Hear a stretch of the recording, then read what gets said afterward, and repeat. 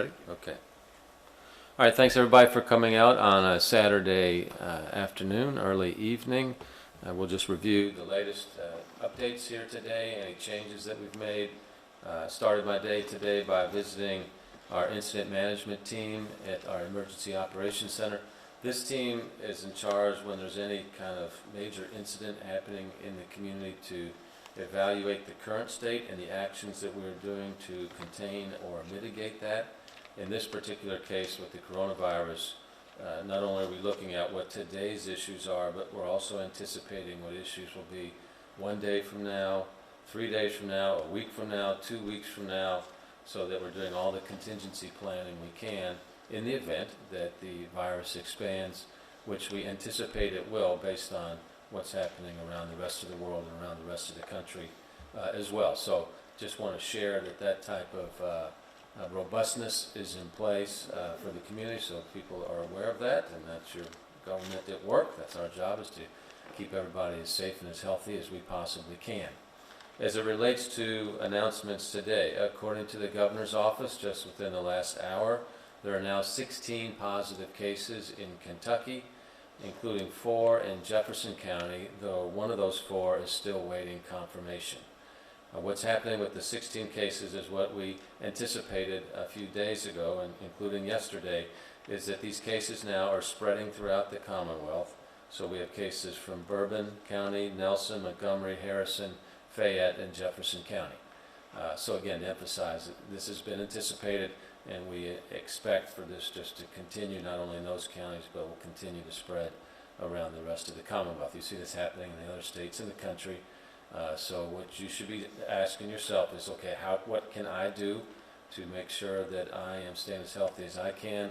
It's following all the health practices that we've talked about. We'll repeat those at the end of this press conference, but primarily, this concept of social distancing, keeping space between yourself and other people at least 6 feet, so that the virus does not spread. Okay, now to slow the spread of the virus in our city, we've applied best practices that we've gleaned, again, from looking at other cities that have done this well around the world, and then cities that have not done this well around the world, so we make sure that we don't repeat those errors. So what we've done to implement social distancing practices, because we're seeing that's the number one thing, is we've canceled all Metro government sponsored, hosted, or permitted events through April the 5th. Then we will be evaluating as we get closer to that date whether or not we need to extend beyond there. We've unfortunately postponed the annual Give-A-Day week of service, which is April 15th to 25th. That's our chance every year to make a big statement to the rest of the world about Louisville being the most compassionate city in the world. So we're redirecting our compassion efforts to what we're doing right now to fight the COVID-19 virus. We're implementing and encouraging all employers to implement telework and work-at-home procedures to protect employees, okay? So this is a message to our business community right now. If the work that is performed at your place of employment is such that you can telework, please do that. No downside, and just connect with each other over the web, through telephone, FaceTime, etc. So please take that step.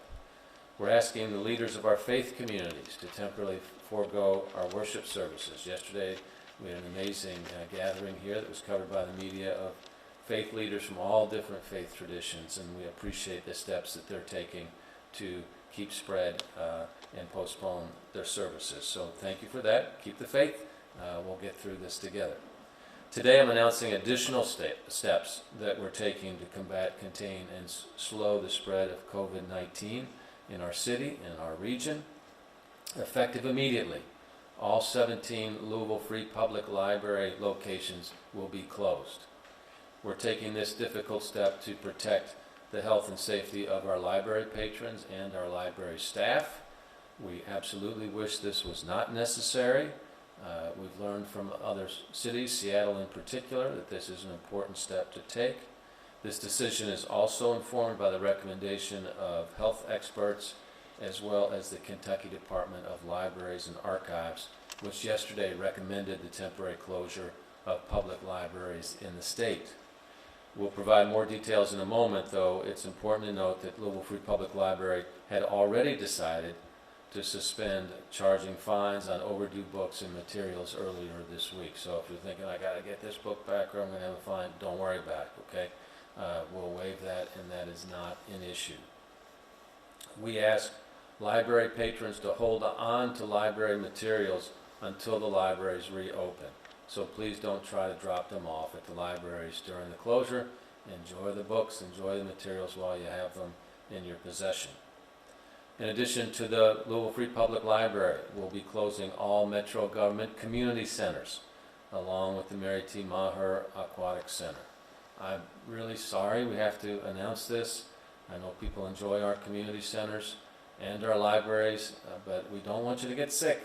It's as simple as that. And what we've learned is this is a good measure for public health. So sorry about that, but this is what we got to do.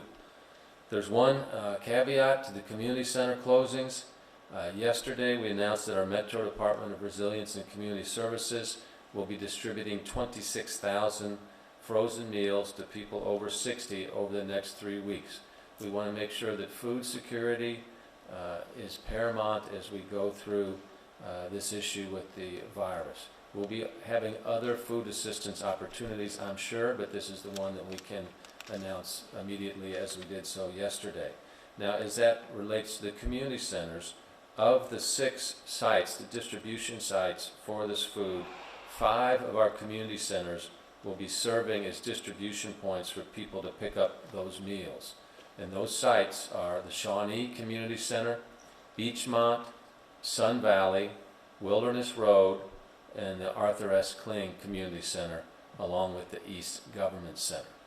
Okay, so these centers, 6, 5 of which are community centers, will still be the pickup points for frozen meals, but will only open on an extremely limited schedule and solely for the purpose of this program. And the meals, weather permitting, will be distributed to you or your vehicle outside, so in order to enhance our health practices. Tamika Laird with the Resilience and Community Services, she's the director, will have more information on this program in a moment. We'll also hear from Lee Birchfield, the director of the Louisville Free Public Library System, and Dana Kassler, our director of Metro Parks. As it relates to our Parks Department, we have 2 historic homes that are operated by our Metro Parks Department. Historic Locust Grove and Riverside, the Farnsley Mormon Landing. They will close for tours and programs. However, these places are beautiful. If you have not been there to tour the homes or the grounds or a program, I would encourage you to go walk around the site, walk around the grounds. Remember, we still want you to get outside, enjoy the weather. Even if it's bad weather like today, put on some gear and go outside and enjoy it. There's no bad weather, just bad gear, as they say. But it's good to get good fresh air outside. The zoo is one of those places that you can go to get fresh air and enjoy some activities. But I do want to note that the zoo is halting indoor exhibits and rides, and volunteers at the zoo will no longer be utilized during this period while we're on the alert for COVID-19. Okay, so when we think about this, one of the questions we're getting a lot, and we got on our Facebook session this morning, was how long is this going to go on?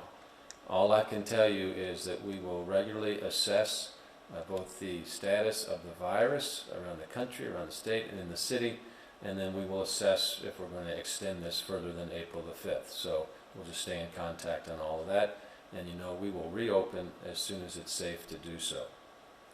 We're getting really great assistance from a lot of folks here at Metro Government. A lot of folks stepping up in the community as well. But our Public Health and Wellness Department, as you can imagine, is at kind of the center of this entire storm.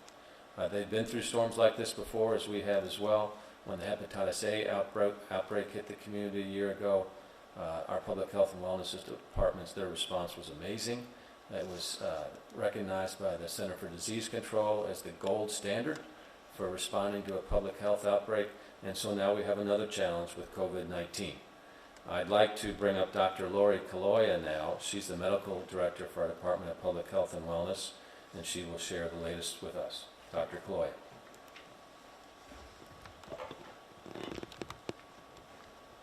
Thank you, Mayor Fischer. As the mayor previously said, currently there are 16 cases of COVID-19 in Kentucky. with 4 cases in Kentucky. 3 of those we have the details on. The last one we're still waiting confirmation on those details. The number of COVID-19 cases tends to double every 6 to 7 days. So as we mentioned earlier in the Facebook Live session, we do expect to see more cases in the community and across Kentucky as well. You've heard from us many times since the beginning of this, and you'll keep hearing it. The sooner social distancing is put into place, the sooner the COVID-19 outbreak runs its course. And of course, what we're most concerned about is the more lives are saved. That's why we're canceling these big public gatherings, sporting events, religious services. That's why we're closing schools. That's why we're taking the drastic measures we are to close the libraries and community centers. And that's why we're asking you to continue to avoid large crowds and encouraging you to work from home whenever possible. As the mayor said, we're used to dealing with these sorts of things, including the recent hepatitis A outbreak, but I know that many of you are not. So it can be concerning if you're not used to dealing with these things. And I want you to know that you do have the power to help stop this illness in the community. Again, practice social distancing. Wash your hands often with soap and water for at least 20 seconds. And if you can't wash your hands, as you probably know by now, use that hand sanitizer with at least 60% alcohol. Cover all the surfaces of your hands, rub them together until they feel dry once you're using that, including under your fingernails. If you aren't able to wash your hands immediately, avoid touching your eyes, nose, and mouth with unwashed hands. Make sure you're cleaning your house frequently and other places that you're at frequently. Disinfectants are listed on the Centers for Disease Control website that are the best to use for this, but make sure you're cleaning things like tables, doorknobs, light switches, computer keyboards, places where you're touching frequently. Telephones, cell phones are a big one as well. These are all simple things that you can do, but they're very important to help stop the spread of this. Other things to remember is that many people who become infected with COVID-19 have only mild symptoms and recover. So the people we are most concerned about are those who are vulnerable to serious illness from this. So those who are greater than age 60 and those with underlying medical conditions like heart disease, diabetes, high blood pressure, lung disease. So we're encouraging all those who fall into those categories. If you're over age 60 or if you have one of those chronic illnesses, please stay at home as much as possible. Separate yourself from kids or other people who might have mild illness and don't realize it. I can't emphasize this enough. The people at most at risk of getting very ill and possibly dying from COVID-19 are those who are older than 60 and those with chronic medical conditions. If you are young and healthy, but you live with someone who has a chronic medical condition or is over 60, you should try to stay at home as much as possible as well to avoid bringing that back to the home and infecting someone else in your household. As you know, there's no vaccine for this, and it may be many months to over a year before we are able to develop or have that vaccine is developed. There have been some success with treatments, but those are still being tested, and other communities are learning some of that in advance for us. Here's an important point. Many of our hospital systems are getting overwhelmed with calls and people that are showing up concerned about COVID-19, and we understand your concern, but we also need to help out the healthcare systems right now the best that we can. The epidemiological data from around the world and other states tell us that about 80% of people do relatively well with this, and they end up recovering from this illness. They don't require a lot of clinical intervention. Those individuals are generally able to stay at home, similar to what you might do if you had a cold. So if you're able to stay at home, treat with over-the-counter products like you would for a common cold, and recover, those are the best things you can do if you're in good health and you don't experience serious symptoms. Again, if you think that you've been exposed, monitor yourself for symptoms. Those symptoms, as probably you know by now, are fever, cough, shortness of breath, And if you think that you have an exposure, within 14 days, those symptoms might appear. If you've gotten past that 14-day period, then it's unlikely that you're going to develop symptoms in the future. And again, if you develop a mild illness, please do not tie up the healthcare resources. Our healthcare systems have to be available to help those people who are the sickest. If you develop that mild illness, just a slight fever or cough, stay at home while you're sick, treat yourself like you would with a cold, and wait until after you are better to go back to work. I realize this is a stressful time, and particularly if you are already dealing with a lot of anxiety in your life. If you have a mental health care provider, reach out to them, keep in regular contact with them, and consider other things to help with managing that stress and anxiety. Meditation, eating healthy, getting plenty of rest, and it's still okay to go outside, take a walk. As long as you're not in crowds of people, it is a good thing to do that and can help keep up your mental health at this time. Continue to avoid crowds, but there's no reason why you can't go for a walk.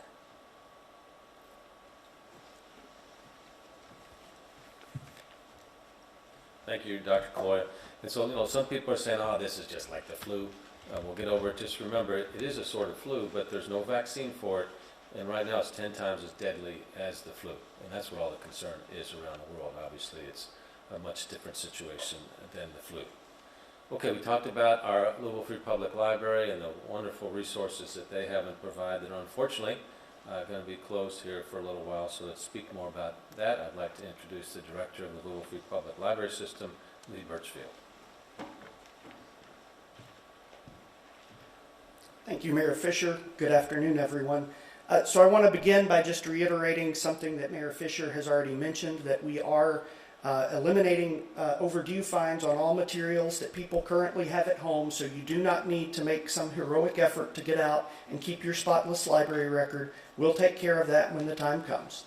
Second thing that I want to reiterate is we really would like for you to not return the materials, even if you're not concerned about overdue fines. We're uncertain at this point how many staff we will have available to empty our book drops, so we really do want you to just hold on to everything until we know more about what things are going to look like. In the meantime, I also want to remind you about a number of services and resources that are available from the library that you can take advantage of without actually visiting one of our locations. We have ebooks that can be checked out, downloadable audiobooks that you can download and listen to on a smartphone or an iPad or a laptop. We have digital magazines if you have to get your Us Weekly fix. Even though there's a pandemic going on, we have those magazines available. We have streaming music from the Noxos service where you can listen to jazz and classical music from all over the world for free on any iPhone, Android phone, iPad, Android tablet, or laptop. We have streaming video from our very popular Canopy service, which includes some really great content, both feature films and documentaries and educational videos such as the Great Courses series, all free with your library card. You can also find through our website access to services like lynda.com, which offers instructional videos on everything from home photography to growing a better garden or building a rain barrel. You can use our Treehouse service to learn how to write computer code. We also have the historical Courier Journal, every issue of the Courier Journal in full image that you can search and browse through. And we also have the same thing for the New York Times, all available from our website for free. We also have homework help resources. If your children are working on school projects, you'll be able to find resources like encyclopedias, magazine and journal articles, and a host of other research services that you can use to find them quality, vetted information for their schoolwork. There are even opportunities to take practice tests for the GED, the ACT, and U.S. citizenship tests. We're going to have staff working at the library, so we will be able to assist you with this.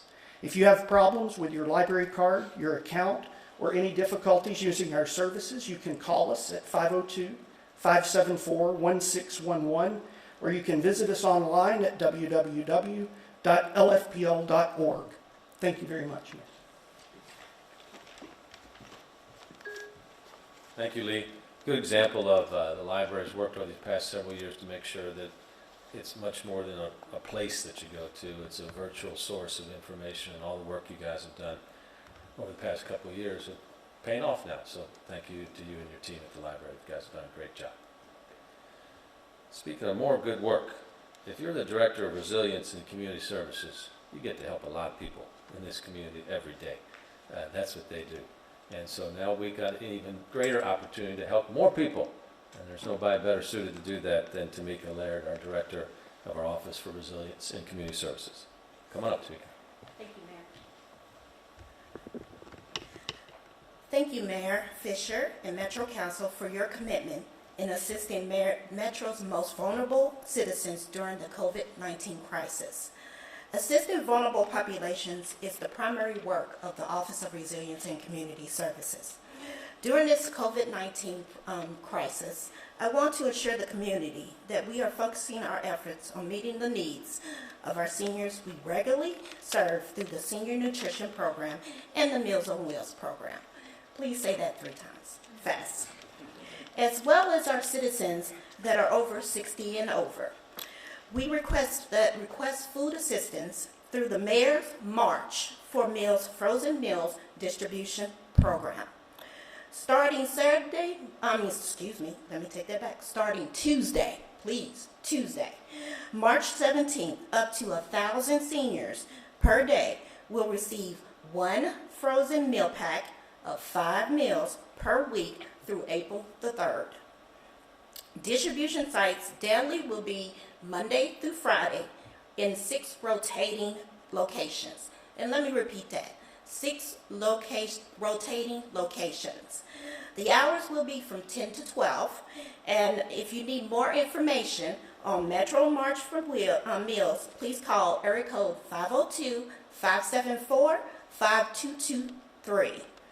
The locations that were previously mentioned were on Monday, Shawnee Community Center, Tuesdays, Beachmont Community Center. 2 sites on Wednesdays that will be open is Sun Valley Community Center and the East Government Center. Thursdays will be Wilderness Road, and then Friday will be the Arthur S. Clean Center. Finally, but not least, I want to thank the staff for actually stepping up their efforts to help our older adults during this challenging time. Also, I want to thank Mastersons for prepping the meals on a short notice. Thank you all. Thanks, Tamika, for good work you guys do every day. I want to recognize the Meals on Wheels program. I was introduced to the Meals on Wheels program when I was maybe 12 years old. My mom, Mary Lee Fischer, was a Meals on Wheels volunteer while she raised 5 kids. And it always struck me that she would take the time twice a week to go out and deliver meals to seniors. And a couple times I was able to do that with her, and just that, I think Meals on Wheels is great. I think my mom's great. And so just appreciate everybody that helps seniors and other people in our community. So thank you to the Office of Resilience and Community Services. If you work with Metro government, there's a lot of opportunities to have fun jobs. And one of those areas is if you work with Metro Parks and Recreations. Imagine that. You get paid to help people have a good time and amongst the wonderful parks that we have here in our community. So they're going to be a great source for people to get out and enjoy during this kind of special period we're going through as a city. And Dana Kassler is here with us. He's our Director of Metro Parks and Recreation, and will share a few words with us. Dan? Thank you, Mayor Fischer. As Mayor Fischer just talked about, we're blessed with a wonderful park system. 120 parks, 18 Olmsted Design Parks, and Jefferson Memorial Forest, one of the largest, country's largest municipally owned forestries. We got 60 plus miles of hiking trails, 70 miles of paid walking paths. So if you're healthy and able, get out and enjoy one of our beautiful parks. A walk or a hike is a great way to maintain and improve your physical and mental health. Additionally, as we know our parks may see greater usage during this time period, we are working on providing portalettes and hand washing stations throughout our park system. And we will have more details in the coming days on where and when those will occur. Please continue to practice proper social distancing when using your beautiful parks. One thing to do is avoid playgrounds and high traffic areas. And also, while working on securing the portalettes and hand washing stations, we encourage you to bring your own hand sanitizer and personal hygiene products for you and your family. Please visit bestparksever.com and follow us on social media. All right, thanks, Dana. We'll see you out in the parks.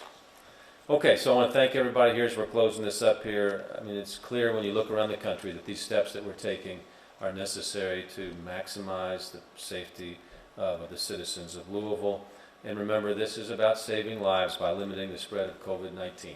So I know folks are inconvenienced, but I've really been affirmed by the number of people calling and just saying, we understand why we're doing this now, we understand what we have to do with our individual parts. So thank you for looking out for yourself and your fellow citizens. It's also about preserving our healthcare system in the event that this virus really does take off like it has in other cities. Our hospitals have the potential to be overrun. We don't want that to happen. We want you to be able to get the kind of care that you need in the event that you have to go to the hospital.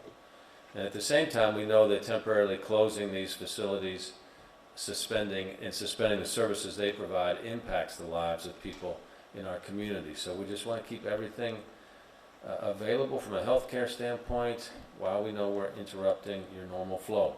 So this is kind of our new normal for a little while. We're going to do everything we can to mitigate this impact, and we'll always be looking at and making our decisions through the lens of health and public safety. Everything else really trails in comparison. So we're trying to balance that need. I hope you see that when we're making these decisions to continue to provide essential services with the need to reduce person-to-person interactions that could spread this dangerous and sometimes deadly disease.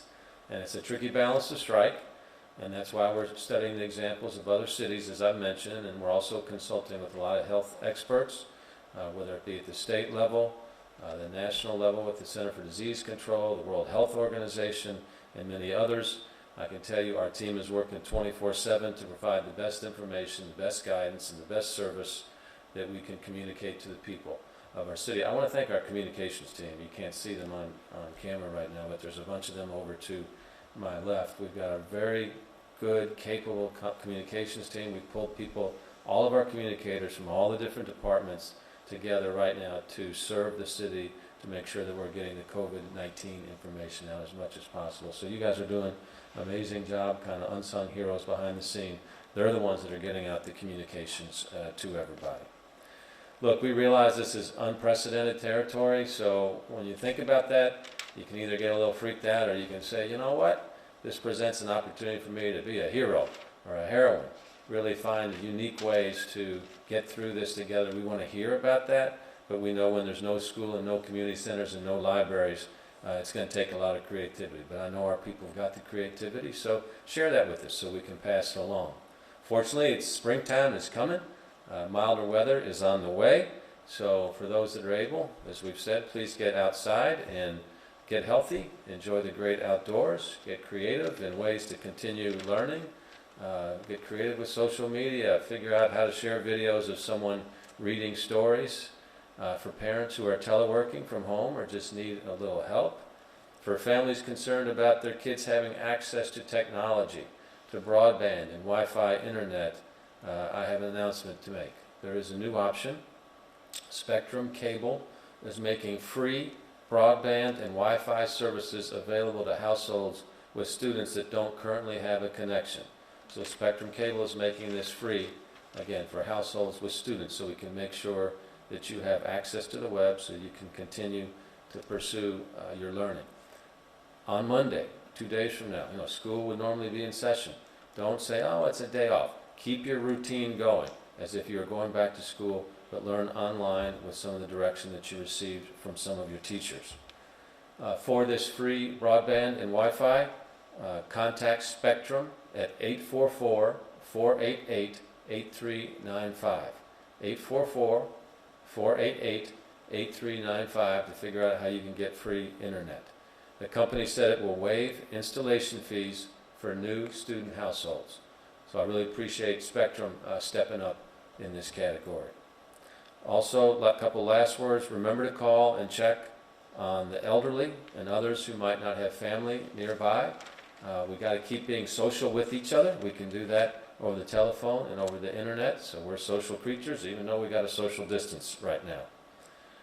Last night, or early in the morning, Congress passed bipartisan legislation, overwhelmingly bipartisan legislation, to enact a significant series of financial assistance and reforms to address this COVID-19 crisis. That legislation now goes to the U.S. Senate. Hopefully they will pass that quickly. I would encourage you to reach out to the U.S. Senate and your U.S. Senator to say, let's get this passed on through. The House worked with the White House to enact this legislation last night, so let's hope that there's no complications so we can get the monies released to our states and cities in our rural areas as quickly as possible.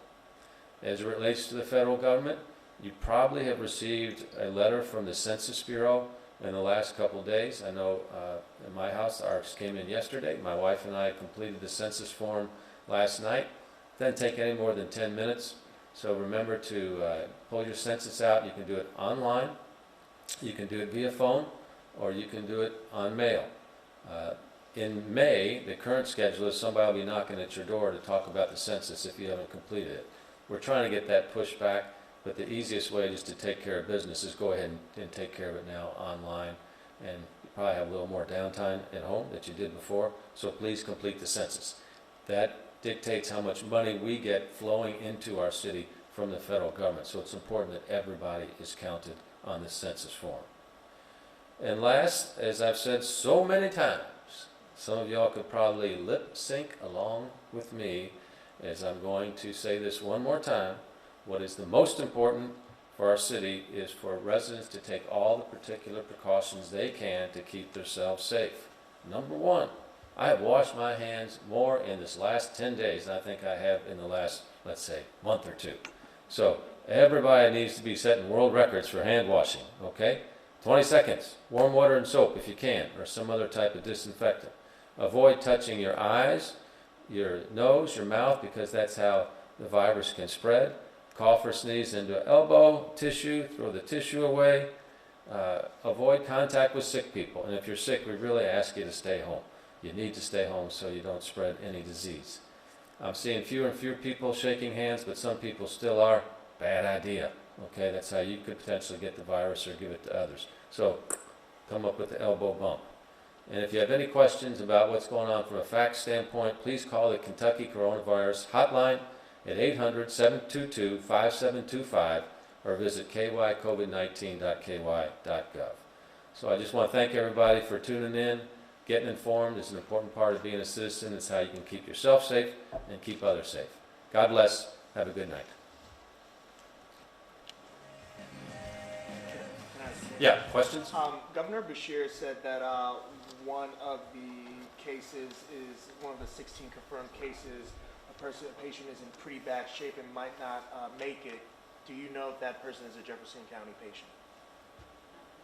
We're not aware of that.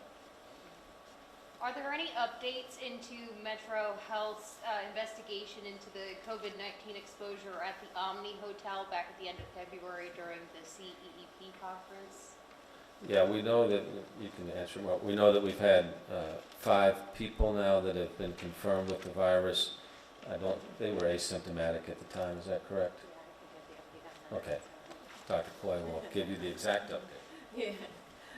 Seems like the details keep coming as we go. So there were a total of, it ended up being 6 cases that of attendees that had been to that conference. And what we know based on our epidemiological investigation is that none of those cases were identified as being infectious during that conference. So while they were in Louisville, they were not contagious. What we did do is go back to try to see if there was some potential source case. So when you have 6 people coming from all one location where they were together, you're trying to identify, is there someone that might have infected them?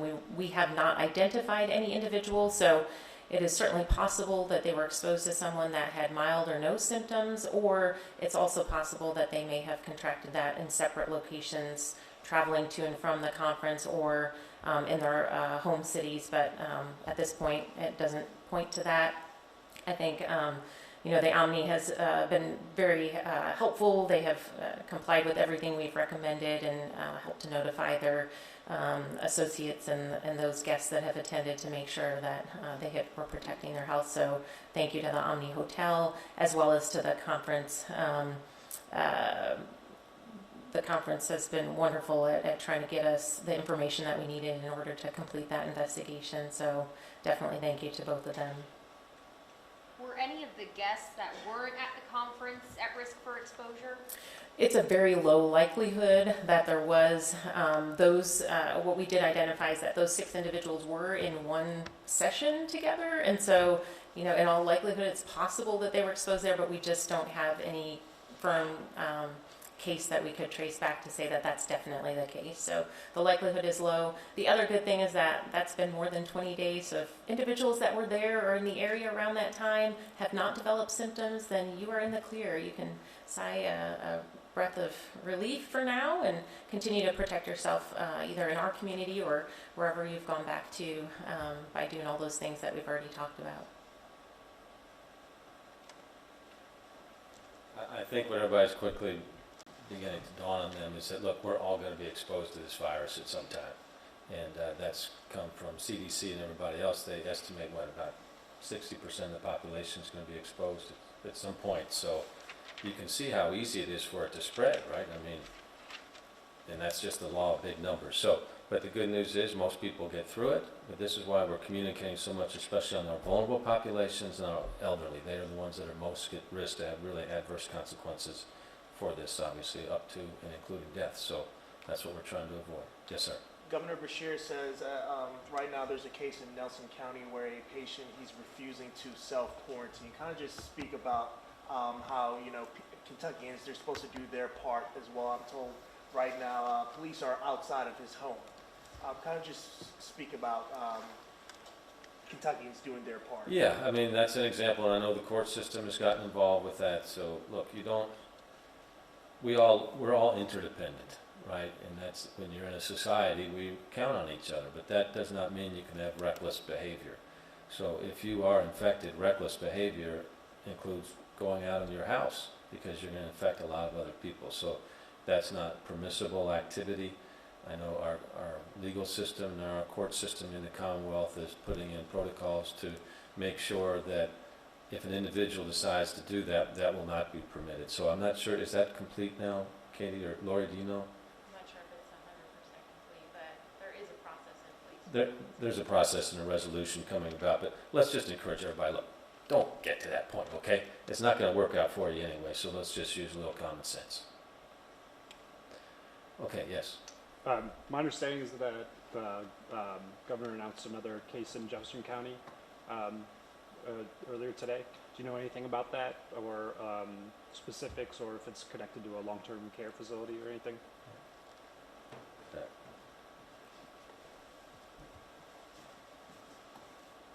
I think we're working on getting those details back at this time. So as soon as we know anything, we'll certainly let you all know. Okay. Anybody, anything else? Mayor, you talk obviously with the libraries closing, how that could impact obviously vulnerable populations, people without shelter, housing. Sometimes obviously rely on the libraries for that. Yes. No, right. In general, we continue to remain very concerned about our homeless populations. Some of our homeless citizens do use the library, especially the downtown library, for different services. So the Coalition for the Homeless, working with Tamika's team, I don't know if you want to comment on this at all, what's going on with the homeless population, but we're want to make sure, A, they're aware of the situation and the conditions within our shelters are such that they can be as healthy as possible. I don't know if you want to add anything. Thank you, Mayor. We are in the process of coming up with a plan. We're working with the Coalition for the Homeless, Continuum of Care, and the other shelter organizations to ensure that we're following the actual best practices for dealing with the COVID-19 virus. At this point, I can't give you any update because we're in the planning process. But as we actually iron that out and confirm it, then we'll bring up follow-up. Okay, well, thanks everybody for coming out. Just let's remind people that, again, most everybody's going to get you're gonna have some kind of impact from the flu. So just look for the conditions, right? I mean, are you short of breath? Do you have high fever? Otherwise, just kind of treat the symptoms like you would a cold or a regular flu. Okay, thank you all very much.